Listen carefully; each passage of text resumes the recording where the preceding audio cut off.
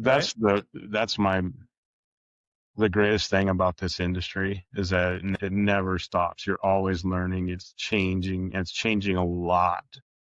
We're kind of, in my mind, we're kind of in a renaissance of this where, technology is really coming in. And I think that's coming in because for so long, it's been the older guys that were so adverse to any kind of technology. We had superintendents back then, even not that long ago, who didn't know how to use their email and all that stuff. And I don't even know how you could even do this. I can't fathom how you can run a job without email and your cell phone. And guys, 20 years ago, we didn't have all that stuff, but we somehow got buildings built.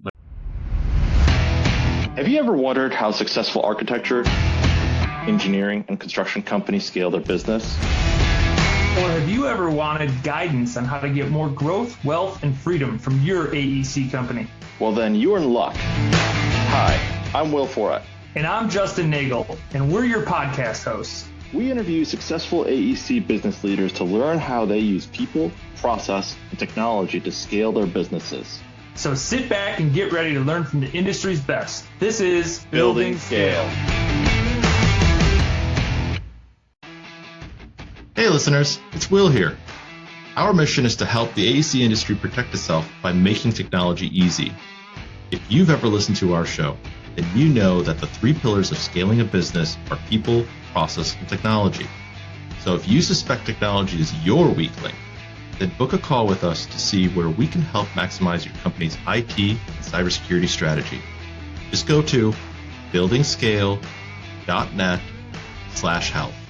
Today's guest is Jeff Falls, the COO of Haley Construction, one of Arizona's oldest and most respected general contractors. Haley Construction has been family-owned and operating since 1955, completing more than 2,500 projects across Prescott, Yavapai County. I'm going to pronounce that correctly. Jeff, you can correct me later. And Northern Arizona. The firm specializes in commercial and luxury residential construction, historic rehabilitation, and wide range of projects, including municipal, educational, medical, and green buildings. Jeff's career began with construction at a young age through his family's home building work. And after a decade of graphic design, he returned to the industry full-time. And since 2011, he's worked as a superintendent, project manager, and estimator, and now leads client relations, business development, and marketing. Haley Construction is known for innovative custom solutions and delivering projects that exceed expectations through strong relationships and integrity. And with all that said, Jeff, welcome to the show. Wow, that was quite an intro there. Yeah, thank you. I'm glad to be here. I want to pull back the curtain a little bit. You didn't send me a ton, so there was more research I had to do for the intro. So I hope that was all accurate. Also, how do you pronounce that county the right way? I feel embarrassed.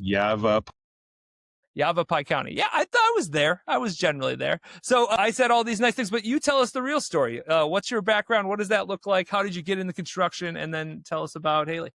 I kind of grew up in this business. My dad was a general contractor, home builder. Mostly did spec homes. He kept it pretty small. That was his business model. He did a few homes a year. And I was just, I don't know if forced is the right word, but I didn't have much of a choice. Let's put it that way. So I was digging ditches and, putting on H25s and when other kids were getting a bike for Christmas, I was getting a skill saw. So that's kind of how I started. And I did it off and on all the way through up until high school. And then even in college, in summers and stuff like that, I continued to do that with him. And like you said, I kind of detoured, went into the graphic design world, and I guess burned out on that. I'm a type of person that I keep always pushing forward. So I pushed as far forward as I thought I could go, and I burned myself out. So I went back to construction and realized I should have never left, and this is where I belong. So been doing it again ever since, and here I am now, COO of Haley Construction, somehow. Did you ever learn to ride a bike? Maybe that's a good question. You know how to use a skill saw, I'm sure. Yeah, I could ride the crap out of a bike too. So look you didn't miss any steps then as childhood. That's awesome. So tell us more about Haley. Why is it special? Why did you go there, and why did you feel like that was the place that you wanted to really make change? When I went back to construction and was working with my dad, things kind of slowed down a little bit. I got hired by another general in the Payson, Arizona area just to help put siding on a couple big custom homes. He needed somebody that could do that for him. So next thing I know, I'm there. I ended up working for him more than full time. We decided that it would be better to raise our family over here. We had some friends who lived in this part of the state, so we uprooted, came over here. I got a job with another local commercial builder over here. Worked with him for 8 years, and then as things kind of after the big smash of 2008, the economy went down. He decided he'd done very well for himself, and it was time for him to shut down. And of course, that doesn't work for me. I had known of Haley Construction for quite a while. The second generation owners, I'd been around them here and there, and they reached out to me. They knew that my other employer was leaving, and they had a place for me, and they were looking to expand. At the time, even though the economy was not great up here, they were looking to expand. So they brought me in, and I was pleasantly surprised at how well I fit here. Now I've been here for 14, going on 15 years now. Yeah. So That's something a about long the time in culture. construction to be anywhere.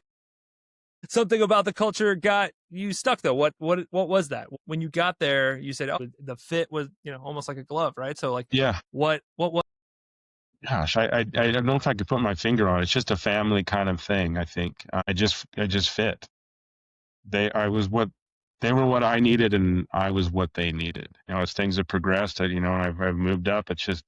I've helped, been a part of, sustaining or building the culture here too. So, I mean, tell a lot of people this, I'm a small part of this company, but this company is a big part of me. I don't know if I could put my finger on why. It's can't see myself ever leaving here. Well, that's a good sign. I'm sure I don't know who that's else would happy to hear. I don't know who else would put up with me, but well, that means that really goes to building an amazing team, right?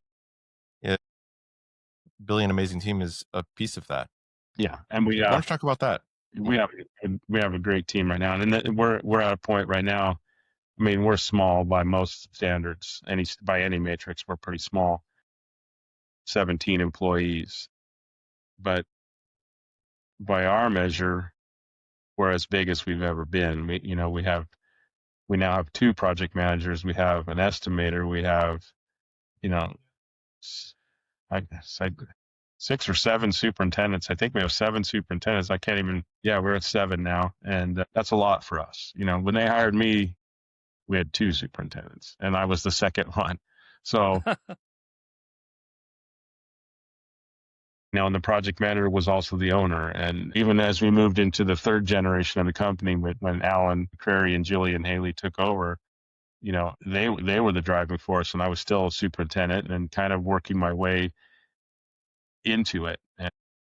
But yeah, now, and we brought all these great people on, and the future's bright for us right now. So hiring people, let's talk a little bit about hiring process. Because you started with 2. Did you figure out, was it easy for you to hire other supers, or no? Okay, why don't you talk a little bit about that? There's some learning lessons there. Yeah, we have a really small work pool here. Anyone with talent already has a job, so it's really difficult to find. We've been real lucky. I mean, luck has been a huge part of it. We had our CFO decided to retire about, I think it's been 3 years ago now. And we were like, what are we going to do? Where do you just find a CFO? You don't just, you don't put an ad on Craigslist for a CFO. We know everybody up here. No one that has those kind of skills that we know is looking for a job. And we had this guy walk in the door, that was semi-retired and looking to come out of retirement, and had this huge experience of being a CFO for other major construction companies, and just wanted to work for a couple more years, and brought him in. And then somebody else came behind him, and now we've got this wonderful person working in that department. And same with our 2 PMs. They just kind of surfaced and found them. the superintendents has kind of been the same thing. One guy I found on LinkedIn, and from what I could see about him, he was a perfect fit. And he's like, well, I don't think I'd fit. I don't have the experience you're looking for, and blah, blah, blah. And I kept kind of pushing him, and he fits like a glove, and he's doing great, and so it's like I almost have to go out and seek these people out and yank them over to get them here. um, I, there's really not, there's a few other commercial contractors up here. They have one or two superintendents, and those guys aren't leaving. They're not going to come over here, So we have this real, like I said, this really small pool to draw from. So, and it's hard to bring somebody up from Phoenix. Hey, sell your home in Phoenix and then come buy one up here that costs another 100,000 more, and we'll pay you the same amount you're making in Phoenix. So do that math. So it's a difficult thing. 56% of our population is retirement age. So that kind of tells you the other 44% is where we got to draw from. And you can imagine how big the amount of superintendents are of that 44%. Yeah, quite the disadvantage, unless you're literally pulling people out of retirement, which apparently there's a little bit of that. Yeah, it's kind of happened. Even the gentleman who's doing estimating for us right now, I pulled him out of retirement. The previous contractor I worked at, he was me. He was the VP at that contractor. Ran into each other at a mutual friend's wedding and got to talking, and I kept feeding him drinks, and next thing I know, he's doing estimating for me. Well, that's always an easy path forward, feeding people drinks. At least certainly I've experienced that in my life. Mm-hmm. So obviously hard to get people, but then also the right people, right? Because it's not just you have a skill set and now you're it. Yeah. What is your experience with that? Where it's like, we found somebody to be a supervisor or whatever position, but like maybe that you weren't the right fit. Maybe we pulled the trigger a little too early. And that happens. And it's hard. You know what you need to do, but it makes it harder when you're like, oh, shit, what am I going to do if I cut this guy loose? Is it better to have somebody there just on the job, go looking again? Really, in your heart of hearts, you have to cut him loose. And we've had to do that a couple of times, and it's turned out for the better. So you're saying it's better to have less people than the wrong people. So do you have any stories behind that? Without throwing anybody in the bus, we had a guy working on a job, remote. Things weren't quite going as I thought they should be going, and I would notice that I would call him about a question or something, and he'd say, yeah, I'll get right back to you. Then he'd call me a little bit later with the answer. And what I figured out is that he was at home, and he would call whoever he had working out there and ask the question to them, and then they would. So I was out there one day, and he wasn't there, and called him, pretended like I was needing a question answered, and watched it happen in front of me. And that was it for that. But it did put us in a position. Here we are with it. It was a really unique residential project, and it was actually the project that got us through COVID, because if you guys remember, commercial construction had to shut down. We had one residential project going, and at the time we had 3 superintendents only, and the other 2 were busy, and I couldn't really put them out there, and it was remote, and had another guy apply, and he lived close by to there, and that was the whole reason I hired him, was because he lived close by. And he ended up finishing the job and doing great, but it was more of just I needed somebody to be out there. Would I've probably hired that guy in the long run? No.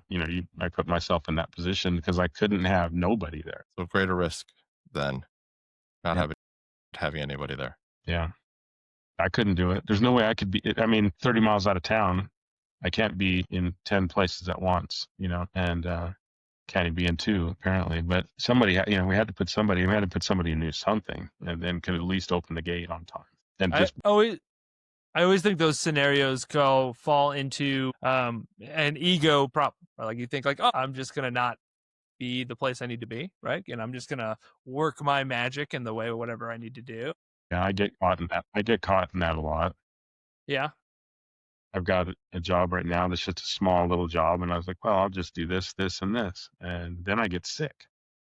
So now I've had to lean on one of my other guys. It's like, hey, can you go by there? And then I'm trying to do it over the phone with him, and it's luckily it's just a small job for a really good client. Yeah, Makes it hard. Makes makes it that hard. difficult. So how do you try to avoid those scenarios? Like, what are ways that you avoid the putting, because this is the thing with growth, right? It's like you have to stretch, right? Like to grow, to get more resources, to then provide more people or more resources to jobs.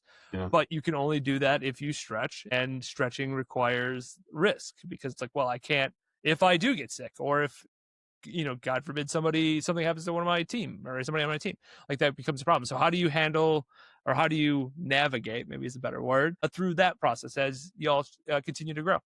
Like I said, our team right now, we have some really skilled superintendents that have mostly come up through the trades and understand things, and can, even if it's not their project, they can at least solve the problem if necessary. So we're lucky in that respect, that they have the right mindset, that they know that, sometimes we have to do that. Sometimes we just have to pick up the slack for other people, especially when you're a small company like us. So we do what we have to do. I mean, that superintendent, I asked him for help, and he's like, no problem, I got you. And he's over there right away, and he's sorting stuff out and getting it going. And it's great that I can lean on him like that. I will say that that particular superintendent has worked for us most of his life, started as a laborer for us, and he's just a great, I'd say young man. He's not a totally young man, but he's, from where I had him life, he's a young man. So he's loyal to me, I think, and vice versa. And I think he'll do whatever I ask him to do. So I appreciate that from our people. We have a few people like that. That's awesome. So sounds like multiple people wearing multiple hats, which means you got to keep this plate spinning. Yeah. How do you do that? How do you balance? I have no idea. I do this, and I get here in the morning at 7 o'clock. I do this and this. I get here in the morning at like 5 o'clock. I don't leave here till 5:30-ish. It's I don't know. I just apply the same skills I did, when I was a superintendent or whatever I was. And, I know that we just got to keep all these plates spinning, or, you got your pots on the stove that are all doing a different thing, and you kind of just got to keep moving them around, and it just works. I don't know if I could even write it down to say, this is how you do it. This is how I think even in our situation, I was COO 4 years ago, and we didn't have any project manager. So I was COO and project manager and estimator and backup superintendent and that's the toughest question I've had. I don't know the answer to that. I really wish I had. That's going to ruin your podcast. Not at all. No. Being real and authentic is what it's about, right? Because it is hard. I don't know the answer to that. So you shifting, because like you'd say, oh well, you're not that. You don't have to do all those hats anymore, but now you have new hats. You have more ops hats, BD hats, marketing hats, all those things. How has the transition been? Because you were, before you started in the field and doing all that stuff. How was the transition to be more, and not that you don't ever go to the field, but how has it been now that you are less that in the field person and more, hey, I do office stuff as well? I miss the field a lot, to be honest with you. I miss it from way back. I miss rolling trusses. I miss framing walls. I miss pouring concrete. I miss all that stuff that I used to do. I mean, I was telling you, when I was at the builder in Payson, when I was just hired to do siding on 2 houses, that's what I was going to do. And the next thing I know, I'm running his framing crew and his concrete crew. And, I don't even know how that happened. It just happens. And I was blessed or cursed or whatever you want to call it with this work. A little bit of column A, a little bit of column B. Yeah, with this work ethic, and I just want to get things done. So I think that's just how it is. But I miss the field a lot. I miss, even as a superintendent, I miss that immediate problem solving stuff. I crave it sometimes, even just to be doing that again. But I have a whole new set of problems that I have to solve every day here too. So yeah, the shift from that, they're just very different, right? It's still solving problems, right? You're still at the root of it. It's always, business is always just like, I gotta solve the next problem. And me and Will talk about this a ton, where it's like, we thought we solved the problems, and it's like, you did solve those, and now here's 12 others that you have to figure out, and they're very different, and they're the same answers from the past don't solve these problems. So start from the beginning to do that. So we've seen that a ton. And I try to pass that knowledge. That's knowledge you don't even realize you have. You've done it so many times that you don't even realize that you know the answers to these questions, like you just know them. Mm-hmm. So I try to impart that knowledge on our other superintendents, and hopefully they see that I do know what I'm talking about. Sometimes I wonder when they roll their eyes at me and stuff, but I was just thinking thinking about that. I mean, I know these guys, some of these other guys in other trades that are still there at those trades or have kind of moved around in town a little bit. And I've known these guys for 20 some odd years. Sorry about that. It's like, I miss seeing those guys every day. It was like, you're on a job with some of these guys, you're seeing them for a few weeks at a time every day for 3-4 weeks. And then the other next guy came on and you were hanging out with him for 3 or 4 weeks. So I kind of miss that. And I talk about that with those guys sometimes. We talk about how, I haven't seen you in forever. We're all still around. Now, I don't know if I got off topic there a little bit, but I was getting a little nostalgic there. No, it's okay. So it's essentially lessons that you teach, you teach those now. What are some of the lessons, or maybe what's like the hardest lesson that you had to go through and learn? I'm still learning. Always learning. You should always be learning. That's the greatest thing about this industry is that it never stops. You're always learning. It's changing. It's changing a lot.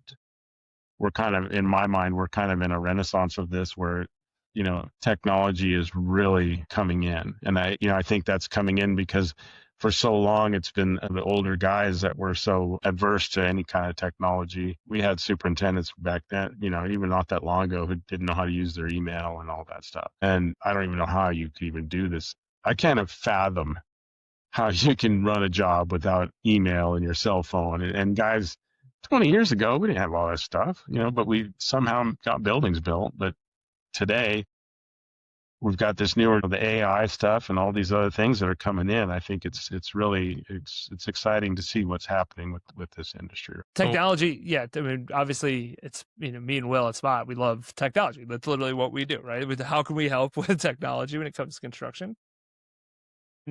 We see it as just like other businesses, where it's like you need so much of it, and if you didn't, we always say it's like technology is not that important. It's like, okay, then turn all of yours off and see how well you do your job, or how well you pay people, how well you get new bids out, how well, like all of the functions that require, because it's just such a integral part of the construction business now. And maybe 20 years ago, 30 years ago, not as much. But today, I agree with you. I couldn't imagine a way you would operate the business without it. Even just being able to send text messages. I mean, I used to think texting was the silliest thing, and now I'm like some 12-year-old girl the way I'm texting all the time. So, yeah. It's. I think it's exciting to see. So, tell us a little bit about what's unique about Haley's process. About our process? Which of our processes? Ooh. Okay, so you got more than one. Well, I mean, we have, I don't know that we have more than one.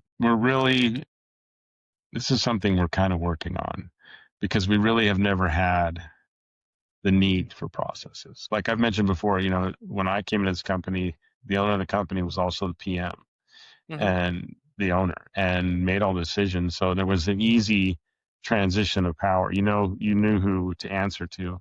And now it's a little different. Now we have a PM, we have a superintendent, we have me, and, we have an owner. And so there's a longer chain of command there, I guess. And that's really, I mean, we have a small labor pool too, but really for us, it's owner, PM, superintendent. And then you have, our financial side, which is kind of its own thing. But we've been kind of developing these processes as we go, and like I said before, we didn't really need them. They just did it how they did it, and we never kind of had we get this question from our people. It's like, well, what's our process for doing this? And we're like, just do it. So that's kind of what I was trying to kind of skirt that question a little bit, because our processes aren't really that developed. A lot of our, like, if you talk about how do we get jobs, that process, how do we run a job is kind of a process. We've kind of designed our company around, we work with, unlike some of the other builders up here, we work with some pretty big architects. I mean, that comes through our school stuff that we do for the colleges and stuff. So we end up working with these large architects who demand a certain amount of paperwork and follow through and all that stuff. So we've kind of patterned ourselves in that manner. And then that now kind of translates through to how we run we only do a couple luxury kind of residential things a year. So that we use that same process for that. And it's, for us, it works really well, with all the submittals and all the RFIs, and we run everything through Procore. And then I'm pretty sure there's no other home builders up here doing that. Home builder through Procore? No, I don't. That's not a thing. But that's how we do it. That works for us, and we're all about documenting everything. So because we have to, and we can't have two different ways of doing it. It doesn't work. Our safety stuff's the same way. On our residential projects, those guys, they better be,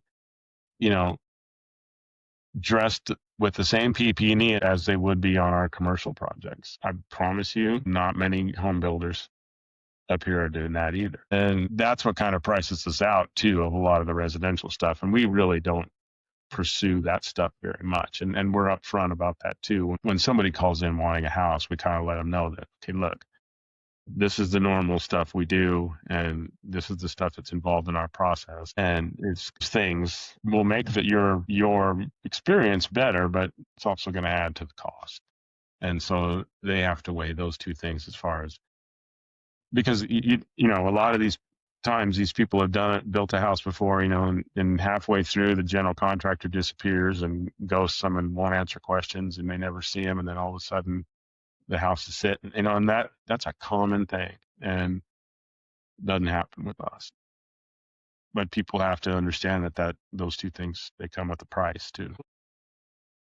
I think that's it's actually a good lesson, because obviously price is always going to be a component in decision making, right? So hey, you want to build a building, if it's a residential or if it's commercial, you want to build a building, and price is going to be a component to that. But the value that you're getting out of that also needs to be taken into consideration. And if it's, the risk for a home builder, the risk that this GC disappears on me is whatever, 10%, whatever it is, that is huge. Like, that's a massive risk of dollars. So even though, hey, it's not as expensive, but it's like, but how much risk are you willing to take on as the owner of that home?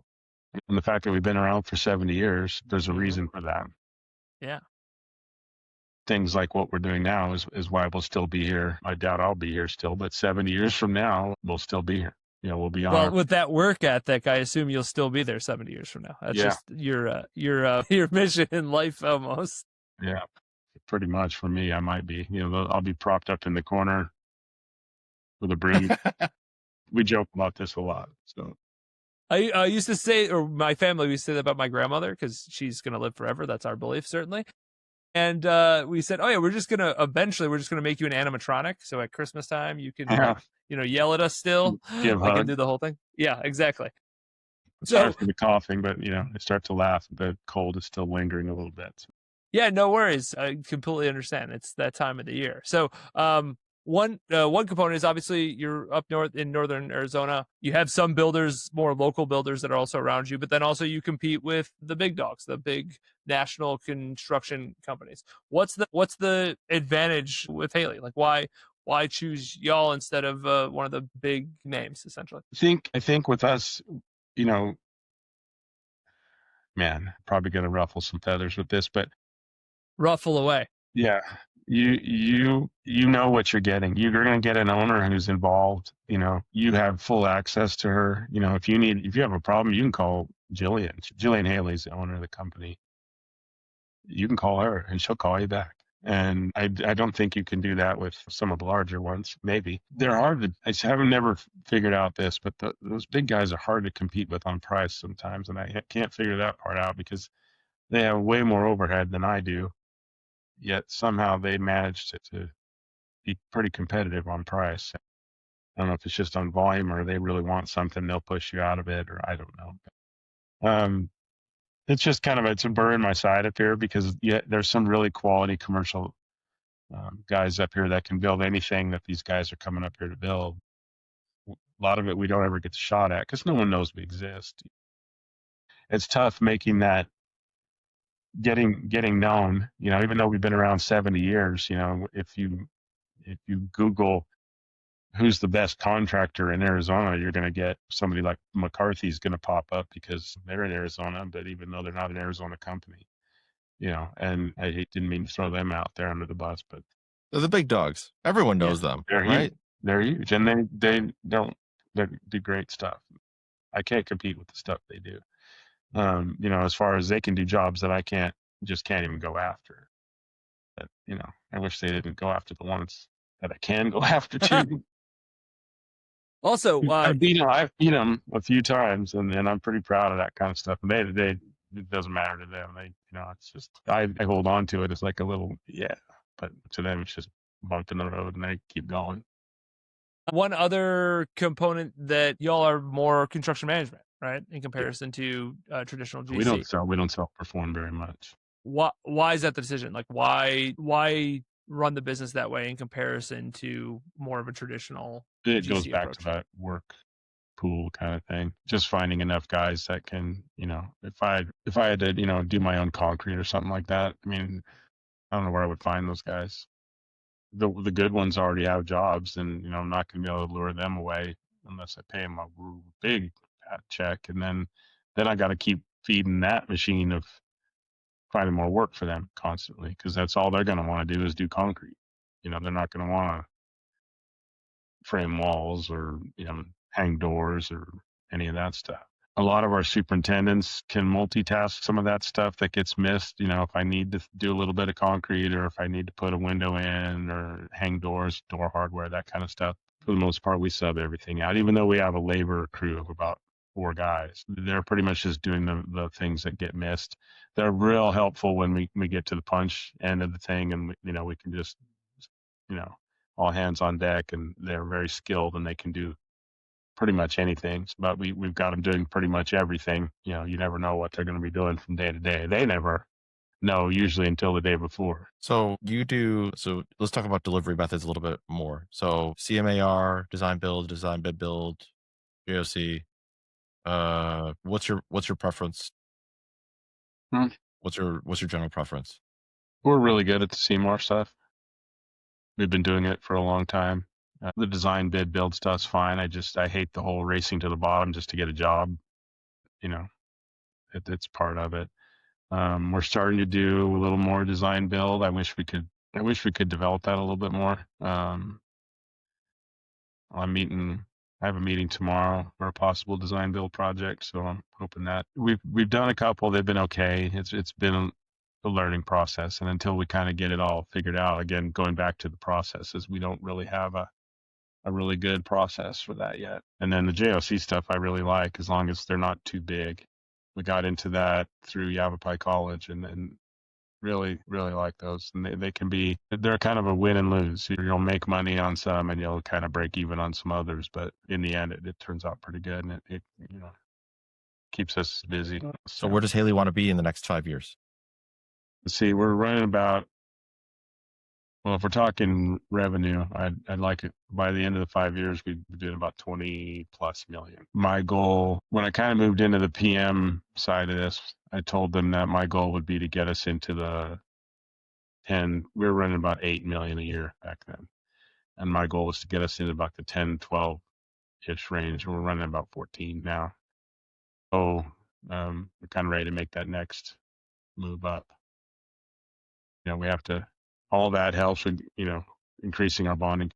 Or we've really been, one of the things we've really been working on and really helped is increasing our bonding capacity. We've really been working hard on that and got that up. That's been growing really well. And that helps us a lot. All these college stuff have to be bonded because they're all typically like a government project in a way. None are not a real government project, but it's all bonded work. So as we can increase our bonding capacity, we can take on more projects at the same time. So, and we've been working hard on that and done a really good job on that.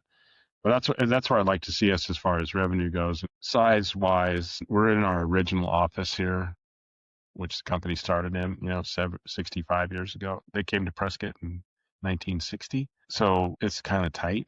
It's kind of small. So we're looking at, in 5 years, we're going to be in a whole new building, maybe with 4 project managers running. By then we're going to need about 14, I would say, superintendents to get to that 20 million revenue part. It's kind of what I don't know. I've never been a COO of anything. I'm just giving you what my extrapolated experience would be. Well, you've been a COO at Haley, so that's true. Yeah, for 3, 4. I don't even know how long. I really don't. It's probably the cold medicine, but I'm not sure how many years I've been the COO. I think it's 3. Not sure. All right. Yeah. So one thing that we find pretty common is people that utilize either consultants, coaching, mentorship, all those kind of things. What does that look like for you? Personally, Well, personally, professionally, however you want to throw it out there. Personally, we're very big. Well, just we'll go with the training side of it. We're really big on training through the ABA, and Small Giants has its Center for Construction Excellence. I'm probably messing up the name on that. That both of those entities we use them a lot for training, and they're great. And we try to, we offer that to all of our people. We pay for everything, just go do it. And most of them take pretty good advantage of that. Mentorship, this is a tough one for me. I don't see myself as a mentor, but I guess in some sense I have to be somewhere. I try to, guide these guys like I would do things. Maybe that's not even the right way, but that's, it got me here. As far as mentors for myself, I have a few, and I lean on them quite a bit, probably more than I should. They probably get tired of me calling them for, what? That's what mentors are for. They're there to answer your question. And one of them in particular, he started here at Haley the same time I did. He was kind of semi-retired, he'd come from Vegas, so he was used to the real world stuff. Him and I we were like, still, I talk to him once a week and vent to him when I have to, and miss seeing him every day and miss having him to bounce stuff off of. But he's been my biggest mentor. And then I have others that probably don't even know it, but they are. And a lot of guys that I've worked with over the years have helped shape me. All right. That makes sense. What about technology? What are you using with technology? Obviously, we talked about a little bit like how important it is. What are those things that you're using currently?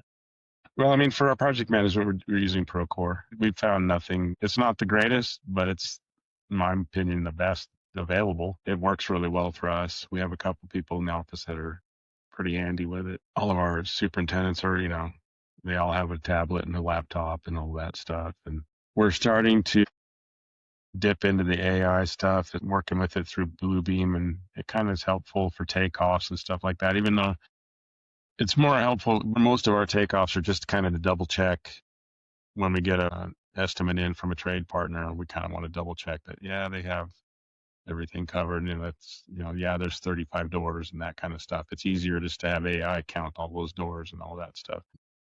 We're still in the infancy with that, though. We're little babies with that. And we've used it for some proposal stuff and things like that. I'm a little bit still sketchy on it because I think you're going to start seeing, as all these proposals come in, they're all going to kind of sound the same if the owners are all reading them. There's going to be a lot of similarities. Their technology, I don't know.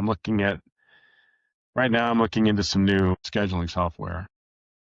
If you guys have any tips on that, I'd kind of like to get away from Microsoft's project a little bit.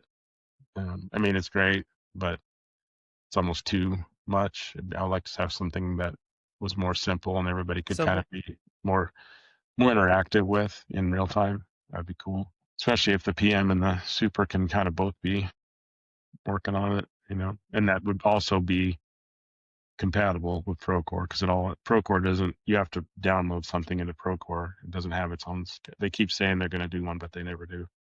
So Procore's I've heard that one for like the last 4 years or something like that. If you're listening, Mr. Procore, you should do that because it would make my life easier. I'm sure that's the number one priority on his list. Other technology stuff, really. That's about it for technology. Yeah. All right. No, that's totally good. So we love to ask one question to every guest that we have on the show. And if you've listened to any episodes, you should know what that is. But if for our listeners that this is the first time they're listening, we always ask, if you could go back 20 years, Jeff, what advice would you give yourself? So this would be 2006 is when the episode will be released. 2026, so 2006 would be 20 years ago. 2006. I lived here, so gosh, it's a good one. I think it's pay more attention. I was working really hard back then. We had just moved here. I was maybe a little bit cocky back then because I was a lot younger, but I had little kids and I had a lot of pressure on me. So I was working really hard, and wish I'd have paid more attention back then to what other guys were telling me. Might have learned a little more. Maybe learned it a little bit easier than having to learn it the hard way all the time. It's good advice. That's literally why we have the podcast. How can we help others learn from other people, right? Like that's the whole concept. I know I was going, so I've been, kind of laid up for the last couple of days, and I was going through the podcast, and I was like, man, I don't compare it with any of these people you guys have been talking to. That made me real nervous today. Don't need to be nervous. Your perspective is important, right? Like that's, to us, it's significantly more than we do because you live it every day. And even if you are not the cocky young person and you're much more of a humble human being at this point, that's a good thing. That's a good quality to have, at least in my opinion. You have to learn it. You have to learn it and practice it every day. Yeah, for sure. This has been a ton of fun. If somebody wanted to get a hold of you, Jeff, what's the best way for them to do that? You can call me. Phone number is 928-445-1281, or you can email me at jeff@haleyaz.com. Awesome. I'll throw that all in the show notes. And is there anything else you'd like to tell the people before we say our goodbyes? Plan. If you're doing any kind of project, plan. Love it. Great advice. All right, listeners, I hope you had as good of a time as me and Will did. And until next time, adios. Adios. See you guys. Thanks for listening to Building Scale. To help us reach even more people, please share this episode with a friend, a colleague, or on social media. Remember, the 3 pillars of scaling a business are people, process, and technology. And our mission is to help the AEC industry protect itself by making technology easy. So if you think your company's technology pillar could use some improvement, book a call with us to see how we can help maximize your IT and cybersecurity strategy. Just go to buildingscale.net/help. And until next time, keep building scale.